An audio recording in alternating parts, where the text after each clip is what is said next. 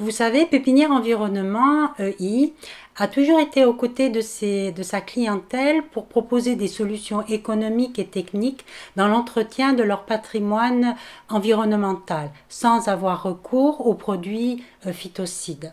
Il y a quelques années, nous avons acquis des désherbeurs thermiques, puis un broyeur de branches pour broyer des branches jusqu'à 12 cm, permettant de produire du BRF pour pailler les plantations.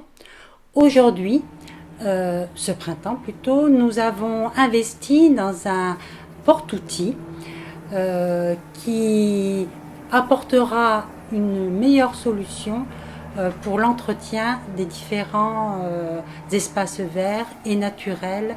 C'est un robot de marque Energreen, puissant, fiable, robuste, qui est conçu pour pouvoir aller dans des pentes jusqu'à 55 degrés, même en dévers. Il fait 2 mètres de long, 1,10 m de haut et 1,30 m de large. Son moteur est très puissant, 40 chevaux. Avec 2 fonctions hydrauliques à double effet, il peut ainsi, ce porte-outils, avoir différents outils, jusqu'à 22 outils différents.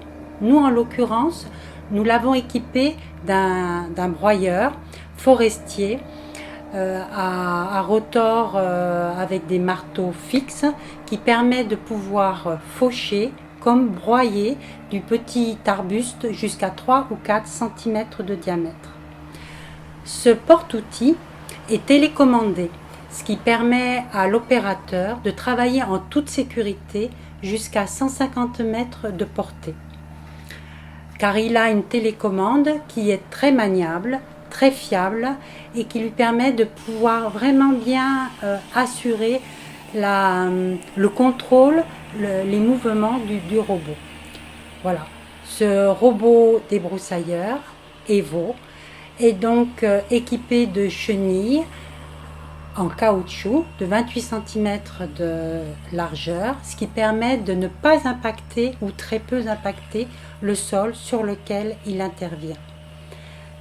RoboGreen Evo possède 2 vitesses, une vitesse lente de 0 à 4 km/h qui est utilisée pendant le travail et de 0 à 7 km/h qui est utilisée pour les déplacements. Donc vous avez bien compris, c'est un outil qui est petit, maniable et qui peut aller sur tout type de terrain et notamment très en pente, ce qui nous permet de pouvoir l'utiliser en montagne pour l'entretien des espaces pastoraux ou aussi sur des bordures de route ou des talus ou des digues ou même encore, comme il n'est pas très haut, pouvoir passer sous les arbres de façon à faire des cheminements en forêt, donc un travail d'entretien au niveau de la forêt ou au niveau des vergers, dans les vignes aussi, mais aussi au niveau des fermes solaires. Alors n'hésitez pas, si vous avez un travail qui correspond à notre robot, à nous contacter.